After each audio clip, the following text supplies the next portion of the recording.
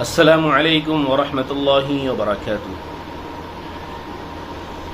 اگر کسی شخص کے اوپر کوئی مقدمہ چل رہا ہو، کوئی کیس چل رہا ہو، یا مقدمات کی مدت بہت زیادہ لمبی ہو گئی ہو، بہت زیادہ پریشان ہو گئے ہوں گھر کے لوگ کہ اب کیا کریں، کوئی صورت نظر نہیں آتی، یا کوئی اپنے گھر کا کوئی شخص کسی مقدمے کی وجہ سے جیل میں بند ہے اور رہائی کی کوئی صورت نظر نہیں آ رہی ہے، تاریخ پہ تاریخ چل رہی ہے، کیا کریں، گھر کے لوگ پریشان ہیں۔ کل ایک بزرگ خاتون نے مجھے فون کر کے کہا کہ میرا بیٹا جیل میں ہے، آپ کوئی ایسی دعا بتا دیں، کوئی آپ صلی اللہ علیہ وسلم کا عمل یا قرآنی آیت بتا دیں کہ جسے میں روزانہ صبح سے لے کے شام تک پڑھتی رہا کروں۔ تو خیال آیا کہ جو وظیفہ ان کو بتایا ہے، جو عمل ان کو بتایا ہے، آپ لوگوں سے بھی شیئر کیا جائے، تاکہ جو لوگ ناحق ظلم کی وجہ سے مقدمات کے شکار ہیں، مقدموں کی وجہ سے، کیسز کی وجہ سے پریشان ہیں، اب وہ کیس چاہے لڑائی جھگڑے کے ہوں یا شادی بیاہ کے ہوں یا زمینی کیس ہوں، زمینی مقدمات ہوں، انشاءاللہ اگر آپ یقین کے ساتھ قرآنی عمل کو کر لیں گے، اس قرآنی آیت کو پڑھ لیں گے، تو اگر آپ نے کسی کے ساتھ ظلم نہیں کیا، آپ نے کسی کے ساتھ ناحق تلفی نہیں کی ہے، کسی کے ساتھ کسی کو ستایا نہیں ہے، آپ نے کسی کا حق نہیں دبایا ہے، آپ نے کسی کا حق نہیں مارا ہے، تو انشاءاللہ اس عمل کے کرنے کے بعد ضرور آپ کے ہی حق میں فیصلہ ہوگا، ضرور آپ کے حق میں فیصلہ ہوگا۔ یقین کے ساتھ کیجئے، قرآن کا عمل ہے، اس نیت سے کیجئے کہ انشاءاللہ اللہ رب العزت میری ضرور مدد فرمائے گا، رب کریم میری ضرور مدد فرمائیں گے۔ اس نیت کے ساتھ اس عمل کو کیجئے تو انشاءاللہ آپ کا چاہے جیسا مقدمہ ہو، چاہے جیسا کیس ہو، آپ پریشان ہوں، گھر کے لوگ پریشان ہوں، کیا کریں کیا کریں، کیا ہو رہا ہے، انشاءاللہ یقین کے ساتھ گھر کا کوئی بھی شخص یا سارے لوگ مل کر اس وظیفے کو کر لیں تو انشاءاللہ اگر کوئی جیل میں ہے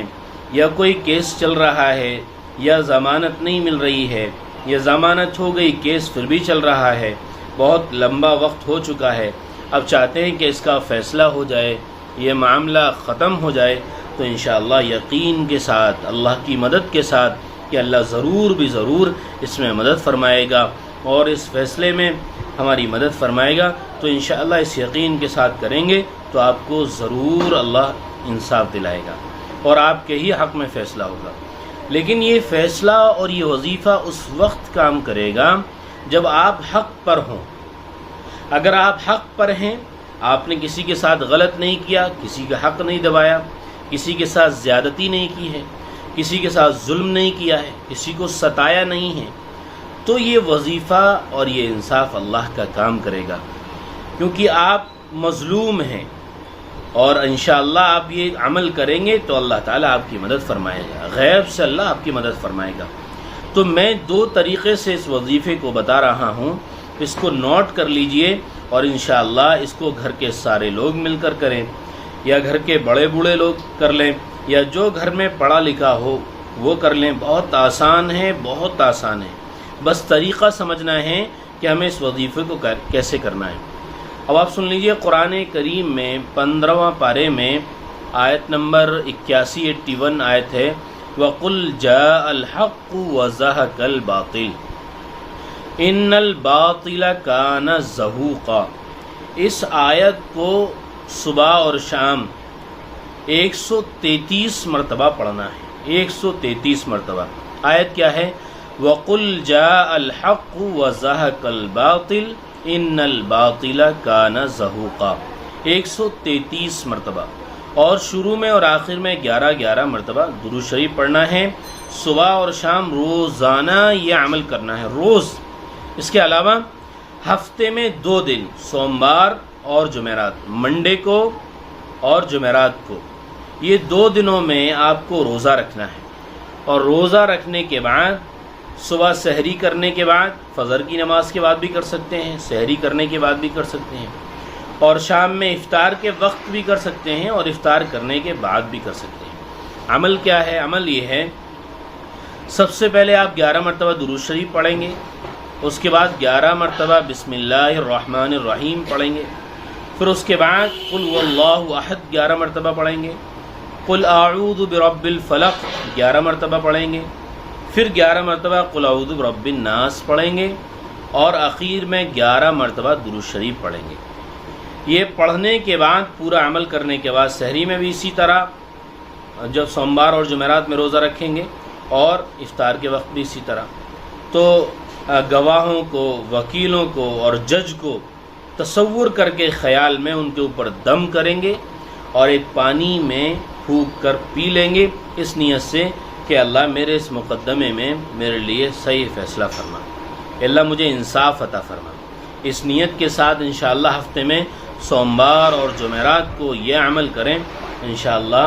بہت جلد اللہ تعالیٰ آپ کے حق میں فیصلہ فرمائے گا اور اللہ تعالیٰ آپ کی مدد فرمائے گا۔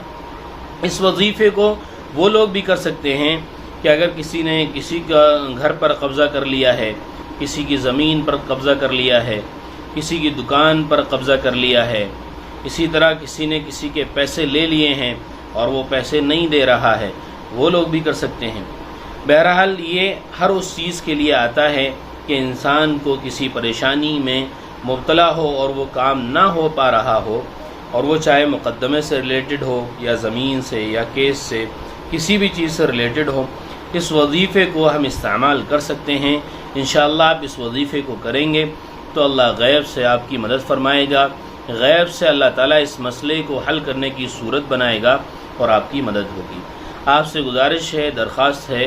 کہ اگر آپ نے ہمارے یوٹیوب چینل مفتی سہیل قاسمی کو اگر ابھی تک سبسکرائب نہیں کیا ہے تو ضرور سبسکرائب کر لیں اور ہماری ویڈیو کو شیئر کیا کریں تاکہ تمام مسلمانوں تک یہ ویڈیو پہنچے اور لوگ اپنے مسئلوں کو آسانی سے حل کرنے والے بن جائیں۔ السلام علیکم ورحمۃ اللہ وبرکاتہ۔